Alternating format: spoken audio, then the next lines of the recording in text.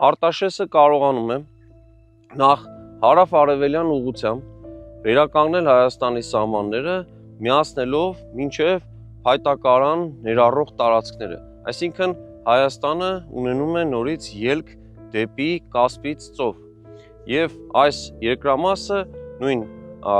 հունարմեական սկզբնաղբյուրները ներկայացնում են իբրև Կասպեից երկիր կամ Կասպ։ Հյուսիսում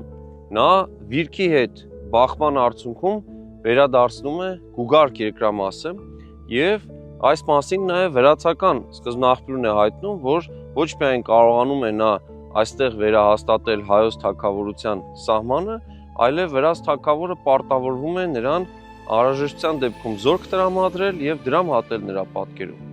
Այնուհետև նա ազատագրական գործողություններ է կատարում արևմտյան ուղղությամբ։ Այստեղ նա ազատագրում է Կարին եւ Դերջանը, իսկ Ծոփքի թագավոր Զարեհի հետ միասին եկեղիկն են ազատագրում եւ բաժանում իրար միջև։